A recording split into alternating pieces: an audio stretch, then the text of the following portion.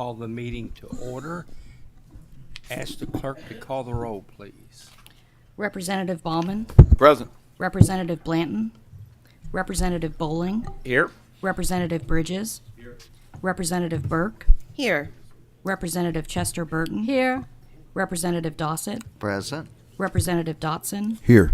Representative Flannery, Representative Fugate, Here. Representative Gentry, Here. Representative Grossberg, Representative Johnson, Here. Representative McCool, Representative Miles, Here. Representative Smith, Representative Williams, Representative Wesley, Representative White, Chair Gooch. Here. Okay, we do have a quorum. Representative Flannery is here as well. Do any of the members have any guests they'd like to recognize? I do. I see a good friend and the mayor of Madisonville, Mr. Cotton out there, and I think he also has his chief with him, Chief Bryan. So glad to have y'all. Thanks for being here, and thanks for being here in support of Senator Mills. So with that, we are going to take up the first bill that we have is Senate Bill 349. Now, let me announce before we start that, this meeting could take a while, so we're kind of going to limit. We'll give each side 15 minutes. And when I say 15 minutes, I'm talking about the proponents and then the people that are affected, which would be the investor owns. They will get equal amount of time. Then we may try to have a little bit more time for others after that as well. So come to the table, please, and introduce yourselves, and the floor is yours. Good morning, Mr. Chairman and committee. I'm Robbie Mills, State Senator from 4th District. Steve West, State Senate, 27th District. Robert Stivers, Senate 25 District. Mr. Chairman, I have some brief prepared remarks, and then I'll let the two distinguished gentlemen to each of my right and left here make some comments, and we will be within our 15 minutes, no doubt. So thank you so much for having us today, Mr. Chairman. As grid operators continue to warn that shifting away from fossil fuels too quickly risks the reliability and affordability of our grid, Senate Bill 349 proposes the Energy Planning and Inventory Commission. EPIC will be tasked with developing a comprehensive energy strategy for Kentucky, along with reviewing any proposed retirement of a coal or natural gas electric generation plant. The EPIC board will consist of 18 members, each with specific expertise in their energy sector, appointed by the governor and confirmed by the Senate. Senate Bill 349 requires utilities to submit notice to the EPIC 180 days prior to submitting a retirement application to the PSC. The Executive Committee shall issue a report within 135 days of the notice that should include the impact of the proposed retirement on available power supply, the utility's ability to meet future demand growth, identify alternatives the utility should consider prior to retirement, economic impacts on the state and local economy, and the utility's ability to meet current and future economic development needs. So, Mr. Chairman, the EPIC board will use their specific expertise within the individual energy sector to focus on future energy policy for Kentucky. And they will also be looking at our current generation capacity and give advice on how Kentucky can avoid further reliability hazards in the very near future by commenting on proposed retirements of valuable baseload electric generation. Section 2 and 3 of the bill, there's 4 sections in the bill. Section 2 and 3 of the bill set forth some statutory deadlines for certain PSC cases to help avoid regulatory delays and sets new transparency requirements for PSC contracted employees. And then the final section in the bill, Section 4, solidifies Senate Bill 4 language from last year to require that replacement generation shall have the same or higher capacity value or net capability unless the utility can demonstrate that it's not needed to provide reliable service. And it also adds that the utility shall not commence retirement or decommissioning of an electric generation unit until the replacement generation capacity is fully constructed, permitted, and in operation. Mr. Chairman, the new EPIC board simply requires thorough review and planning to ensure existing electric generation is not retired too quickly and that the new replacement generation is ready to meet Kentucky's energy needs. Mr. Chairman, we do have a motion on the bill, a second, but let's go ahead and Okay. listen to Very the good. rest of the Mr. Chairman, I want to make note that supporters of our bill, Kentucky Electric Cooperatives, East Kentucky Power Cooperative, Big Rivers Cooperative, and Kentucky Coal Association are all supporters. So at this time, I'll allow President Stivers to make a few comments. Thank you, Mr. Chairman, members of the committee. For some time I've been here. Sometimes I'm being reminded that quite often in the conference committee by fellow leaders in the House of how I've eclipsed some people in service. But through my years here, I don't know that I've seen an issue related to what we do as a legislature in setting policy. We are naturally a energy consumption universe based on fossil fuels. And there's no doubt that we're in a period of transition. But the question is how fast we should transition and what we can do to make sure that we don't run into issues.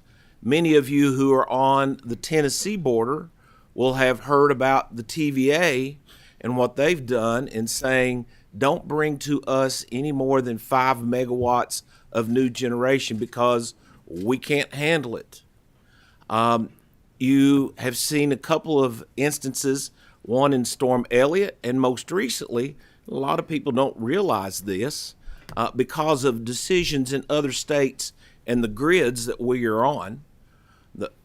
We came close to seeing a Storm Elliott situation here for different reasons, but when Illinois goes to what they say a total green energy base, they don't take into account that much of the energy that they used when they didn't have capacity came from fossil fuels.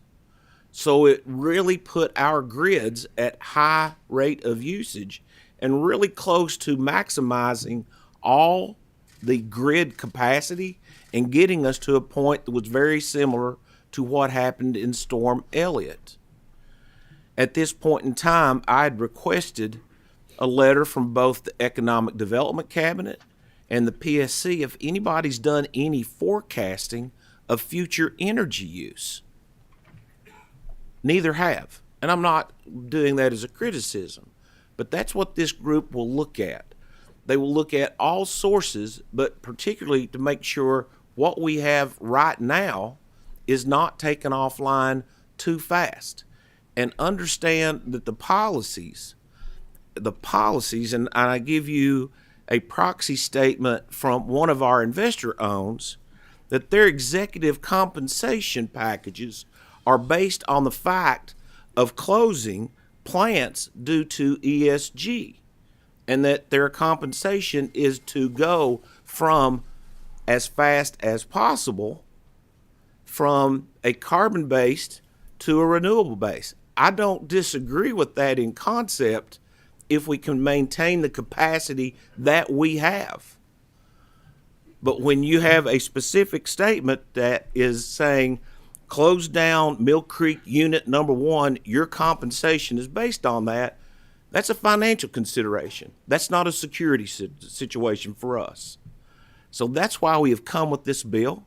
A lot of discussion about saying it's coal. No, that's just our current baseload generation. That's where it comes from. But we need to be thinking 10, 15, and 20 years out.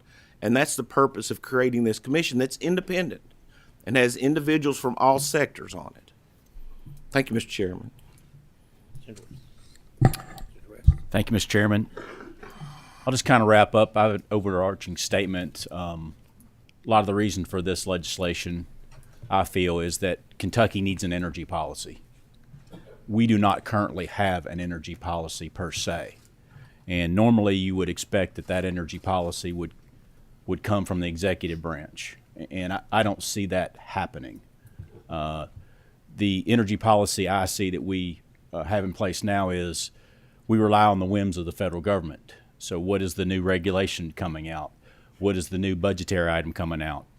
And Kentucky's at a place now, as Senator Stivers stated, from the recent weather events and recent economic development events, we can no longer wait and rely on the federal government to provide energy policy for us. We have to look out for the citizens of the state, and we need to develop our own energy policy based on what our citizens need. And in particular, as Senator Stivers stated, economic development. People, this is not a futuristic thing. People are currently being turned away who would locate here, but they cannot locate here because of a lack of energy. There's no guarantee of energy supply. And we need stable rates. We need stable rates for our citizens. And this, since the executive branch isn't going to take us there, it's up to the legislature to kind of step in and provide some leadership in this space. And I think I'm proud of Senator Mills and what he's done. And I think this bill is a good first step. Mr. Chairman, at this time, we would like to just vacate the table and allow the representatives from the cooperatives to state their support for the bill.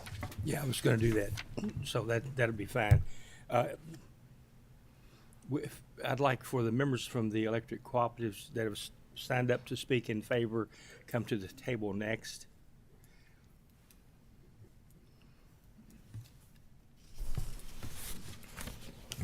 Good morning, Mr. Chairman. How are you? Chase Krigler, Director of Government Affairs for Kentucky Electric Cooperatives. David Sanford, General Counsel for East Kentucky Power Cooperative. Is your mic on? No. There we go. Sorry. David Sanford, General Counsel for East Kentucky Power Cooperative. Oh, good morning, members of the committee. First, I want to start off by making my point very simple. Kentucky Electric Cooperatives and our member owners wholeheartedly support Senate Bill 349. We are not-for-profit electric utilities. We are owned by the nearly 1.8 million members that we serve across the entirety of the Commonwealth, 117 of 120 Kentucky counties. Our boards of directors are elected by the members that we serve. As cooperatives, it is our responsibility to serve our members with affordable, safe, and reliable electric service. That is our number one charge to our members. As mentioned earlier, the issue of reliability is something that this committee is very familiar with. It's only a short time ago that you heard testimony about the reliability issues that occurred during Winter Storm Elliott, and frankly, the conversations surrounding those issues have not gone away and have only ramped up. Each of you received an email from me earlier this week highlighting the grid reliability issues that are looming on the horizon. The two regional transmission organizations, or RTOs, that are present in Kentucky have both issued dire warnings just a few weeks ago.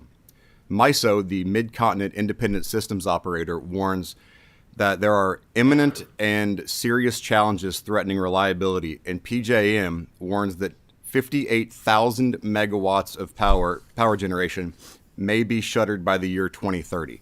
For reference, Big Rivers Electric Corporation is part of MISO, and East Kentucky Power Cooperative is part of PJM.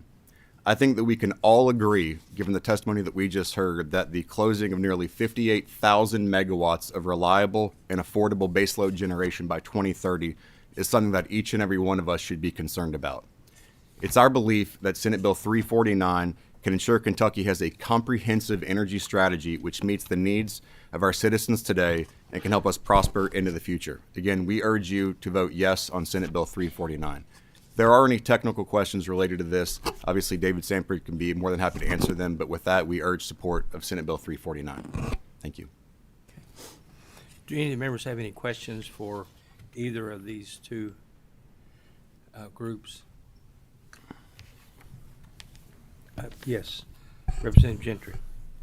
I don't know if this question should go toward the first three gentlemen senators that were here or not, but just a simple question. Is there any utility advocacy group or business or economic development organization that's located in the state's only non-attainment area, which would be Jefferson County, that supports this legislation?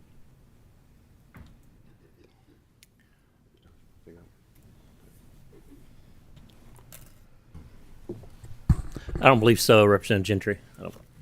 Thank you. Okay. Yes. Representative Smith. Thank you, Mr. Chairman. During our interim committees this summer, a couple of things was brought up that caught my attention from the grid managers. I believe that came in and testified on the grid and what was going to happen. If I recall, he gave a 6-year model and said in 6 years that the demand was going to outpace the supply on our current track and the way that we're doing things now. And then we had the cabinet come in and testify that fossil fuel, mostly coal, was the most efficient, cost-effective way of creating our electorate. So in understanding what we're hearing, and you're an operator, you keep our co-ops going, I'm a co-op member myself, and we rely every day on our electric to be on when we're at the house and when we're in our businesses, and they do a great job at Cumberland Valley. Is it your interpretation that we have this to look at in the next 6-7 years as far as a supply-demand issue? We're not pulling a fire alarm today. We're actually, if I'm reading the bill right, we're trying to keep from happening what happened in Eastern Kentucky when we had a leader as President of the United States said he's going to take our coal out, and he done it. We've seen a drastic change in Eastern Kentucky by loss of jobs, loss of companies, because of an immediate impact. If that would have lasted over a business model of 15 or 20 years, we would have had time to transition. But instead, within a few years, we lost one of the largest CSX maintenance yards there was. We lost hundreds of good paying jobs, and then all of a sudden we started losing supply chain. So I think, and I'm gonna get to my question, but I want to say where my opinion is on this is similar to a hybrid car. I own one, and it's reliable. It does its job. It does both ways, fossil and electric, but it's a transition. And I think if we don't start looking as a transition over a period of time, as President Stivers pointed out, we're going to start burning these bridges out, and we're going to cause a tragedy on our people, in my opinion, just listening to the testimony this summer. Am I correct in saying that? And maybe you can elaborate more on it. Is there not a period that we're looking at where this is going to cross if we don't stay on some sort of a game plan? Am I right?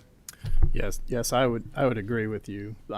It's a very interesting time in world affairs right now. There's a lot of opportunities for Kentucky. If you were to just take sort of normal load growth, this would be a problem. But when you talk about political instability in Europe and Asia and the manufacturers there that are looking for economies in the world that are safe, they're reliable, they have predictable energy rates, the United States stands out. And so on the economic development front, what we're really seeing is a lot of companies that maybe are European based that are looking to have manufacturing here in the United States and here in Kentucky, because we have the right workforce for it. We have the energy, the transportation, the location. It's a really good spot for it. And so when you start adding that level of economic development demand on top of the normal demand, and then you start talking about a transition from gasoline transportation system to more electric, those are huge, enormous investments that are going to have to be made to be able to serve that. And when the policy trend, particularly in Washington, is for us to retire our baseload units, which are really the backbone of the electric grid, you can see that that's setting us up for a really massive failure. I would say that Winter Storm Uri that came through Texas a couple of years ago should have been a wake-up call. And for those who were affected, those who had loved ones who died, it probably was. But nationally, everybody moved on. Same thing with Winter Storm Elliott here in Kentucky. It was significant. It was the first time, I think, that we'd had some rolling blackouts in Kentucky. What was interesting was with Winter Storm Elliott, East Kentucky is a member of PJM, which is the largest interconnection, I think, in North America. And there was a lot of power that flowed to MISO, which is more the Midwest, but it didn't stop there. Where the power was really needed was in the Southwest power pool, which is down towards Louisiana, Texas, and some of the other states. So it is a nationally connected grid, whether we like it to be or not, it is. And so it's very important that we have the resources to be able to protect the grid here in Kentucky and to be able to meet our native load if we want to be able to advance economic development. And it's a tremendous opportunity to do so. Just a quick follow-up, Mr. Chairman. So, Senator, this is basically goes back to that frame of mind that we're looking at trying to have a long-term model, and this committee would basically be looking at as things change as we get there. You're not ruling out any type of energy that's going to be available to you. And my understanding is, we're looking at as a state as a nuclear. We're looking at that as maybe a future, and I believe I've seen some small footprints on TVA working on trying to figure these things out. So you're not ruling out energy in any form. You're basically going to try to keep it on a pace to make sure that we have energy, that we have is the most affordable, most cost savings, and what we've heard testify that fossil is a part of that play right now, and that we just don't clip our wings and not be able to handle the situation. Am I right on that? You are correct, yes. Okay, thank you, Mr. Chairman. Okay. Representative Dotson. Thank you, Mr. Chairman. With the rolling blackouts that we had last year, can you give me, in a pie chart situation scenario, what is the base load that coal is a part of that grid structure and energy capacity? Do you have a percentage on that? I don't have it off the top of my head, but I'm sure we can provide it. But would you say that coal is probably the biggest part of that base load? Oh, yes, sir. Most definitely. So we have to have a strategy going forward.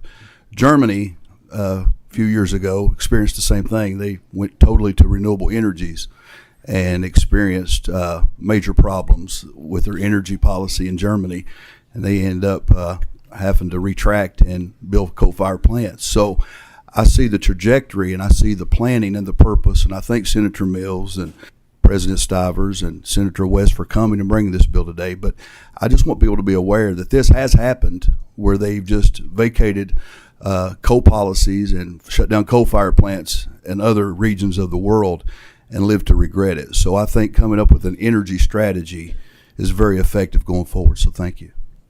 Okay. We have two more questions. I just want to remind the members, please be quick because we already used about 30 minutes of this section. So, Representative Blanton. Thank you, Mr. Chairman. Thank you all for being here. Just some few quick, simple answer questions. Would you say that as a co-op, would you say that coal is our most cheapest form of energy? It's going to depend on what the price of gas is on a day in, day out basis, but I will say that the advantage that coal brings, like what we saw with Winter Storm Elliott, when the gas pipelines froze, is coal gives you, anywhere from 30 to 60 days of fuel supply on hand. And so, certainly when the market hits a crisis because gas isn't available, it is absolutely the cheapest form of energy. And my follow-up question to that is... David, can you speak it into the mic? Sure. Sorry. And my follow-up question to that, and I think you alluded to it, is coal the most dependable form of energy we have? It has the most resilient infrastructure behind it. So, you have the ability to plan long term. You can hedge physically to make sure that you have the stockpiles. And so generally, we try to maintain a very solid supply of coal on hand for all of our facilities. So, yes, sir. One more question, Mr. Chairman. So what, as co-ops, what is your what is your profit goals for your investors each year? Well, our goal is to provide safe and reliable service at low cost as we can. And because we're owned by our members, any profits that we make go back to them in the form of capital credits. Thank you, Mr. Chairman. Okay, one final question for Representative Burke.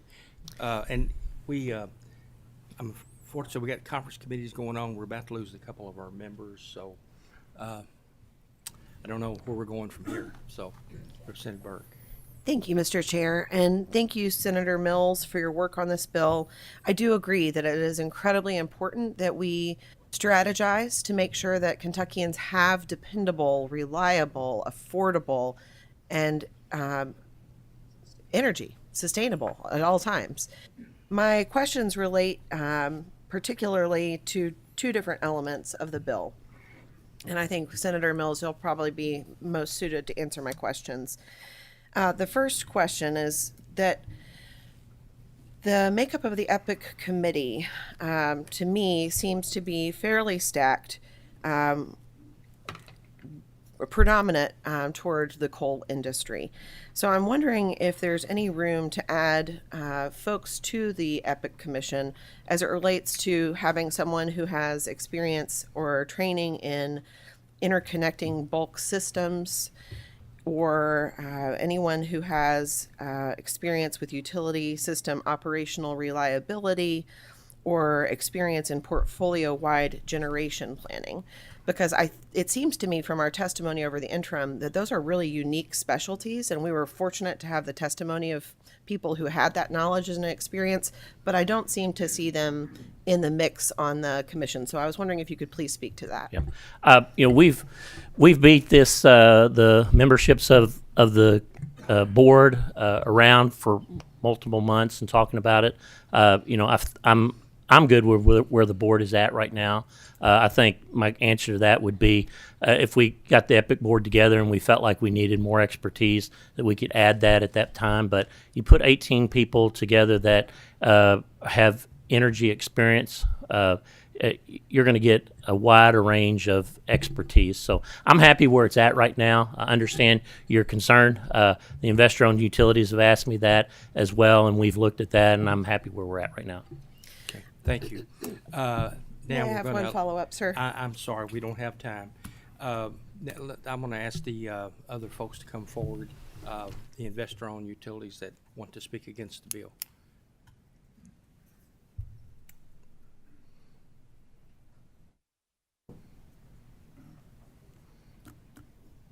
Okay, please introduce yourself for the record, and the floor is yours.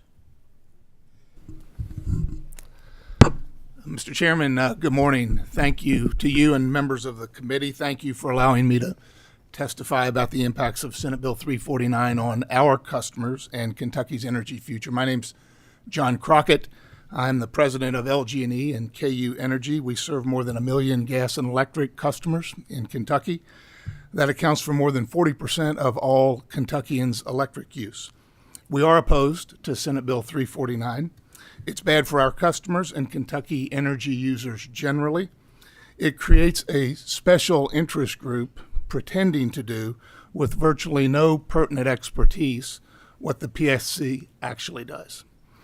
And we're joined in opposition by consumer advocates, low-income organizations, state and federal business organizations, fiscal conservatives, renewable and nuclear interests. And here's why. The group is neither configured nor intended to be an unbiased group formed for the purpose of considering Kentucky's energy future. Claiming to promote reliability, it is instead stacked with special interests, almost entirely without expertise in forecasting, generating, or delivering electric energy to Kentucky customers. And it's designed to promote coal generation outside of traditional lowest reasonable cost standards that has served Kentucky well for decades. Sponsors of the bill say that it's not a coal-focused issue, and yet the bill says, quote, for the retirement of fossil fuel, fired electric generating resources is not necessary. Of course, it's a coal issue. We are coal's biggest customer in the state, and in our all-of-the-above approach, coal gas, solar, hydro, battery storage. We will be using coal for years and years to come. In fact, our Trimble County plant is one of the nation's newest and cleanest coal plants, and we will be burning coal at Trimble County for decades to come. But we are obliged to be agnostic in our choice of fuel, applying a lowest reasonable cost standard to deliver safe, reliable, and affordable electricity. When units reach the end of their useful economic lives, we seek to retire and replace them with generation.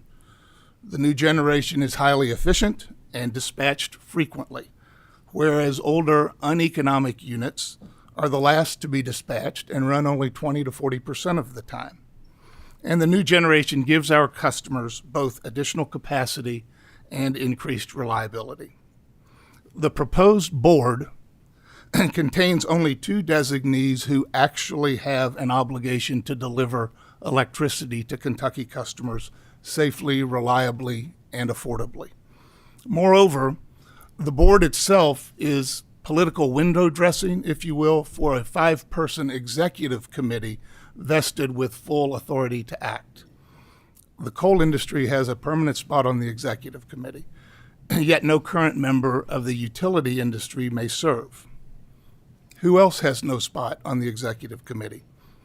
Generally, anyone with expertise in forecasting, generating, dispatching, and delivering electricity. Likewise, there are no consumer advocates, oil and gas companies, renewable producers, economic development experts, those representing the regional transmission organizations. And we are not a member of an RTO. We once were 25 years or so ago, but we exited. We were a member of MISO, and we exited it because it was in and remains in our customers' best interests, we believe.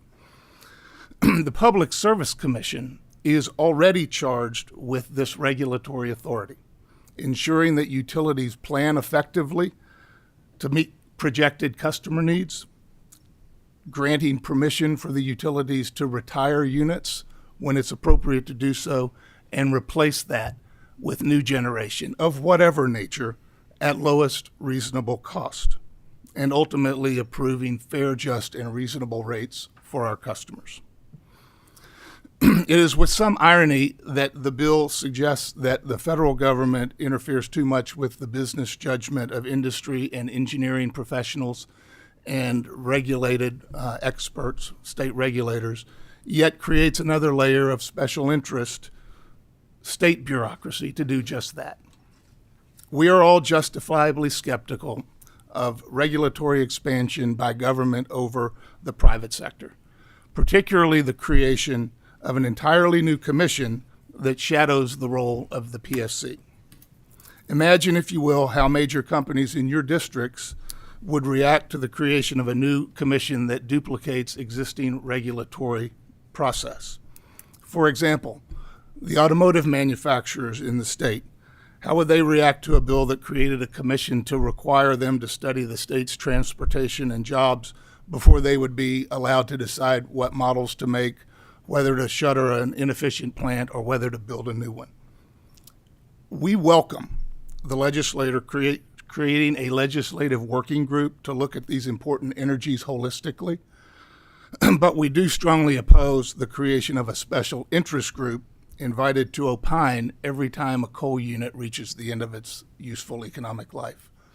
And with that, I thank you for your time and your attention, and I'll turn it over to Amy Spiller from Duke Energy. Thank you. Good morning, Mr. Chairman, members of the committee. My name is Amy Spiller, and I am the president for Duke Energy Kentucky. We serve over 150,000 customers in northern Kentucky. We too are opposed to Senate Bill 349, and our primary concerns can be identified as follows. This bill will increase costs for customers. This bill will threaten reliability. This bill will harm Kentucky's economic growth. And importantly, this bill will prevent a holistic, comprehensive approach to determining Kentucky's energy future. If I could set the table for these concerns, utilities have a service obligation an obligation to provide our customers with reliable power 24 hours a day, 7 days a week, 365 days a year. This is an obligation that until Senate Bill 349 was predicated upon a least cost reasonable standard. And in fulfilling our service obligation, we have historically relied upon resource planning, where a group of experts, grid operators, forecasters, engineers, system planners come together and evaluate over a planning horizon the energy demands in our service territories and the resources that will be needed to meet those energy demands over a long-term horizon and to meet those demands reliably and in the most cost-efficient manner. Within resource planning, we will identify the appropriate retirement date for generation, and we will also identify when new, more efficient generation should come online. And when coal plants reach the end of their economic useful life, it's appropriate to retire them. That makes good sense for our customers because uneconomic plants don't dispatch. Uneconomic plants do not reliably produce power, and when a plant is not operating, that plant is not burning any fuel, whatever that fuel source may be. The existing transparent structure that we've had for years, for hundreds of years, particularly in respect of resource planning, have served the Commonwealth well, both in terms of reliability and affordability. Senate Bill 349, however, will upend this process.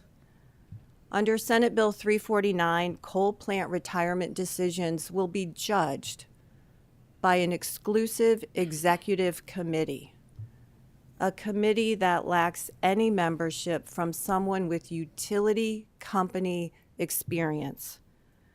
This exclusive executive committee alone will evaluate alternatives to not retiring coal plants that have reached the end of their economic useful life. Preventing investment in new, efficient generation and instead forcing investment in generating assets that are no longer economical will drive up costs for our customers. Our customers will be asked to continue to make investment in coal plants that are not serving them. They will also be asked to pay for that generation that in fact is serving them. And our customers will shoulder the costs for the additional layers of regulation to duplicate the work that is already done today by the Public Service Commission, Regional Transmission Organization, grid operators, and others. Continuing to invest in plants that are no longer economical, that are beyond their useful life, will jeopardize reliability. And I would be remiss if I did not talk about the impact on economic development. Manufacturers, those who make things in the Commonwealth, increasingly demand access to reliable power 24/7. Allowing Senate Bill 349 to define Kentucky's energy future will cause these producers, these makers in the Commonwealth, to think otherwise. Is this where they want to grow, where there is uncertainty and annual changes, annual barriers to Kentucky's energy future? We are not alone in our concerns. As Mr. Crockett mentioned, there are several organizations opposed to 349, and they include those who support our businesses. From the Kentucky Chamber of, from the U.S. Chamber of Commerce, Northern Kentucky Chamber of Commerce, Commerce Lexington, Northeast Kentucky Chamber, the Hazard Perry County Chamber, One East Kentucky, Greater Louisville. Business organizations oppose Senate Bill 349. If we want to define the future of Kentucky and its energy policy, we would encourage a working group, a comprehensive working group, similar to that which was done with the Nuclear Energy Working Group. This group could similarly be housed under the Energy Environment Cabinet. This group could come forward, comprised of a collection of utility companies, grid operators, those who manage wholesale energy markets, fuel suppliers. Bring them all together to evaluate the near and long-term recommendations for Kentucky. And with those thorough recommendations, you, our policymakers, can identify a comprehensive energy policy for the Commonwealth. And we can do so in a way where we avoid the unintended consequences of piecemeal legislation, such as that resulting from Senate Bill 4, which was rushed into law last year. And I will tell you, there are today adverse impacts from Senate Bill 4. Our customers in northern Kentucky will feel this. As a result of Senate Bill 4, more than $50 million in costs that should be borne by customers who are receiving the benefit of utility services today will be shifted to our future customers, who will be responsible for that financial obligation, an obligation for assets that did not serve them, and an obligation for assets that will be serving them. I urge you all respectfully to vote no on Senate Bill 349, and instead let's come together with a working group. Let's define the future of energy in Kentucky and Kentucky's future. Thank you. Thank you, John and Amy. We're really running close on time here, and so I have two others that have signed up to speak: Pam James and Audrey. With the but now you got 5 minutes, so together. So please, but let me say we can understand that maybe coal plants that are beyond their life may not be that reliable, but I can tell you they're probably as reliable as solar power when the sun's not shining and wind power when the wind's not blowing. So who wants to go first? Is your mic on, dear? There you go. Oh, okay. Okay, I thought it thank was lit up. Sorry. My name is Pam James. I am a citizen. I am a mom, a grandmother, a great-grandmother. I am calling on you to realize that this transition is not something we can wait on. It is urgent. I live on a fixed income, and I represent a lot of Kentuckians who live on fixed incomes. My concern about this bill is that the cost for compliance with this bill will be passed on to those of us who end up paying more out of our limited incomes. I don't think that the financial concerns of the financial concerns of the should be the legislative priority over the health of the environment for all people in Kentucky. I'm doing all I can to combat climate change, and I have a hybrid car that gets 52 miles to the gallon. I have solar on my house. I happily pay a fee to the grid for the access possibility. So far, I'm working on credits, so that's very cool. I'm asking you to represent the people of Kentucky, not the historical moneymakers of Kentucky. That right now there's sort of a big deal about bad history being told. We don't want our bad history to be told. So I'm asking you, if you don't want to be a part of bad history, don't make it today. Reject this bill and represent the people of Kentucky, the children, and their future. Thank you, Pam. Audrey? Thank you, You Mr. got about 3 Chairman. minutes. All right, I'll make it fast. I always have the pleasure of following excellent speakers, and that is no exception today. It's a pleasure to meet you, Pamela, and thank you for your comments. I'm Audrey Ersberg with the Kentucky Resources Council. As you know, many of us, our organization represents the interest of low and fixed income ratepayers in Kentucky, many of which are in your districts. And I'm here to ask you to oppose Senate Bill 349. It would jeopardize the affordable electricity for Kentuckians. Essentially, this bill would game the regulatory process against renewable energy that is, in fact, dispatchable and clean in favor of retaining uneconomic and aging fossil fuel plants in a manner raising costs to ratepayers and making more chaotic the inevitable transition to lower carbon renewable energy future. SB 349 compromises affordability. It would end Kentucky's energy policy that governs utility regulation, that utilities should meet ratepayers' electricity needs through the most reasonable and lowest cost option. Affordability is notably absent in the list of priorities of the General Assembly, although it includes reliability.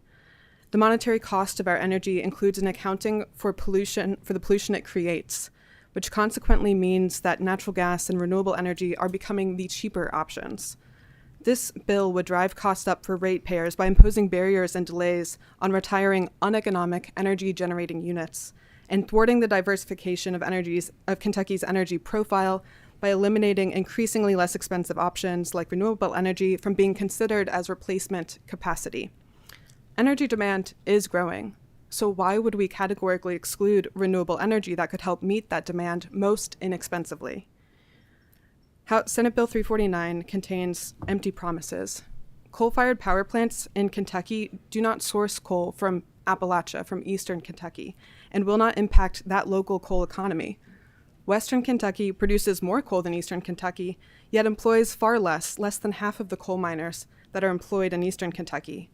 SB 349 will not create new jobs in Kentucky. It will not result in new investments in coal-fired power plants.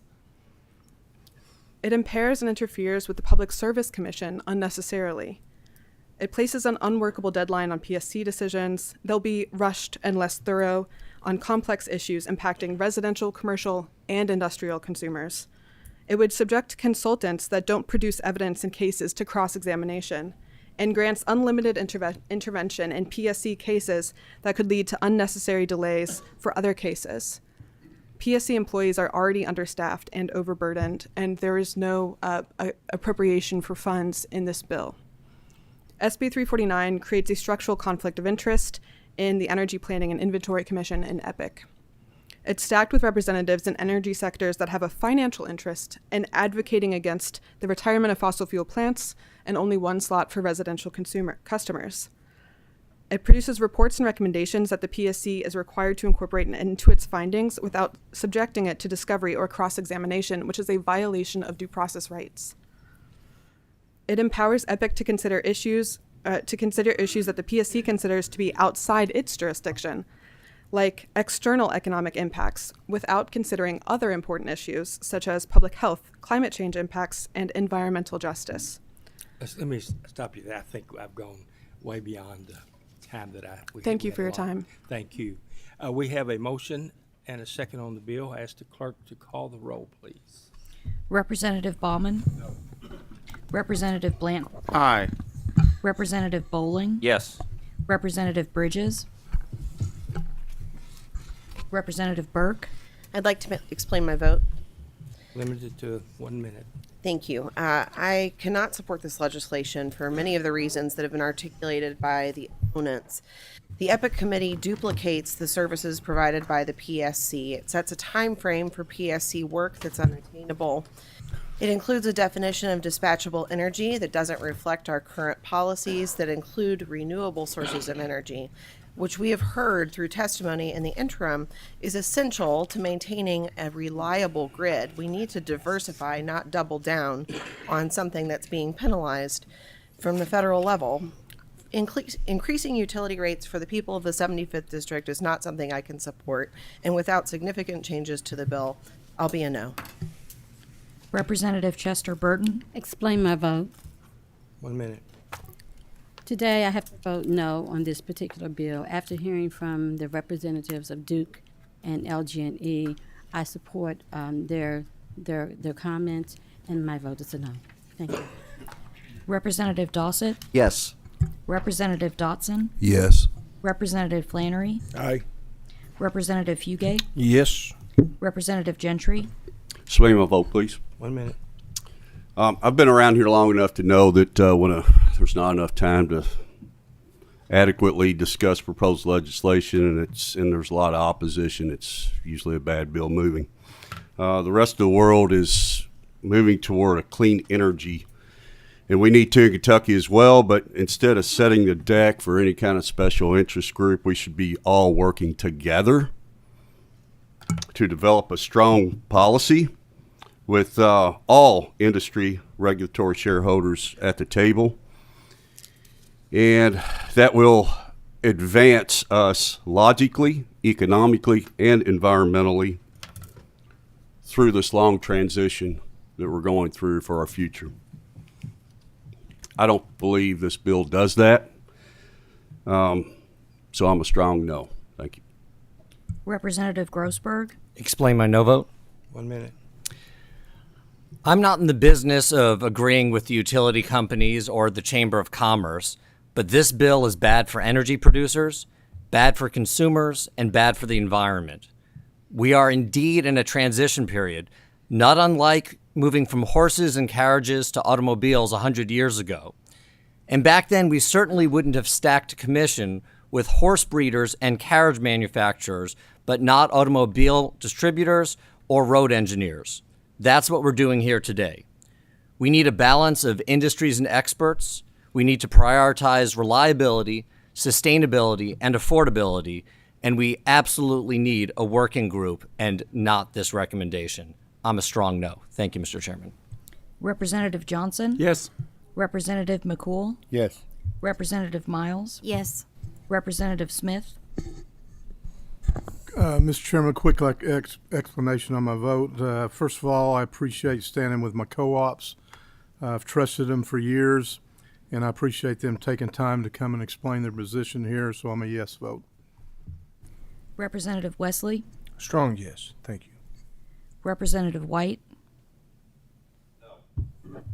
Representative Williams. Yes. Chair Gooch. Explain my vote. Let me just say that when I first came here, our electricity rates in Kentucky were about 3.4 cents per kilowatt hour. We had the lowest rates east of the Mississippi River, and we had the second lowest rates in the nation. Today, we're probably not even in the top 20 as far as low utility rates. So what we're doing is not working. And it's not working because we don't have an energy policy. We're not willing to try to stand up to the federal government when we know that they are the ones that have raised your utility rates. And so with that, I vote yes. And the bill does pass with favorable expression. The same should pass. Thank you all so much. And I am sorry that we didn't get all the questions that I would like to have done, but we are in unusual times. We have conference committees going on. A couple of our members are in conference committees. So next we're going to take up House Joint Resolution 121. I'm going to have a little personal privilege by actually conducting this from the floor. From the chair, sorry. I don't have my glasses, so you'll have to, and my haste to get here this morning, I left them. So much of what I'm going to say is going to be from the heart and from memory. But let me just say that, this on the face, when we talk about making Kentucky a sanctuary state, saying that we are not going to enforce federal environmental law, this is something that is happening out there. We all know that the problems that we are having here in this state are because of overreach of the federal government. And but yet the federal government, if you you know, we're supposed to be a nation of laws, and that nation of laws means that the law applies to everyone, and that people can't pick and choose which laws they enforce. But we have lots of cities, even some states now, lots of counties and other local jurisdictions that have declared themselves sanctuary from enforcing federal immigration law. And Motion yet- on the resolution. Okay, we have a motion. Do we have a second? Yes. Okay, we'll get a second. Clerk, call the roll, please. Representative Ballman. Representative Blanton. Aye. Representative Bowling. Aye. Representative Bridges. Representative Burke. I'd like to explain my no vote. Yes, ma'am. The Constitution means something. The Supremacy Clause is there for a reason. It strikes me as completely embarrassing that this body goes in the direction of saying, oh, we're going to drop our better regulations in favor of the lower federal regulations. And then we talk out of the other side of our mouth and say, we won't even follow the federal regulations. This is an embarrassment. No. Representative Chester Burton. No. Representative Dossett. Yes. Representative Dotson. Yes. Representative Flannery. Representative Fugate. Representative Gentry. Explain my vote, please. Yes. I'm a no. I think this is a ridiculous motion or bill, resolution, I'm sorry. And I think it's a clear statement that we really don't care about clean air. Representative Grossberg. Explain my no vote. Go ahead. This is a federalist system, and I'm not comfortable with going down the road of nullifying federal laws that we don't like. I've seen us do it last year, and I'm afraid that we're just going to continue to do it, and it sets a dangerous precedent. It didn't work out well 170 years ago. Representative Johnson. Yes. Representative McCool. Yes. Representative Miles. Representative Smith. Representative Wesley.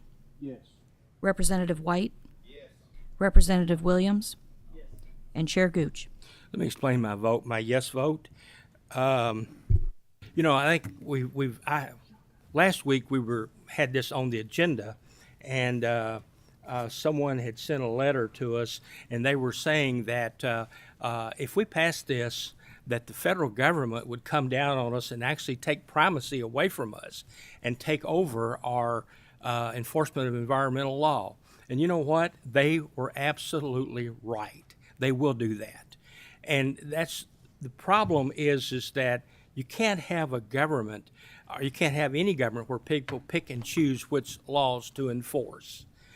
But yet we have a government that if you choose not to enforce their immigration policy, for instance, they won't come down on you if they agree with that policy. But they will come down on us because they do not agree with what we're doing here. And so we no longer have a government of laws rather than of men. And that's the real problem that we have. We have a lawless administration in Washington that picks and chooses. They will not enforce immigration law at our border. They pick and choose which laws to enforce. And so this bill is going to pass this committee. It may not go too much further after that, but I think that we're making the point with this legislation that we cannot have a government that picks and chooses which laws that they enforce or which laws that they want to come down on people when they choose not to enforce those laws. You can't have the federal government saying, well, it's okay for this group, but it's not okay for that group because we happen to agree with this group. And so with that, I vote yes, and the resolution does pass, and this meeting's adjourned. Thank you so much.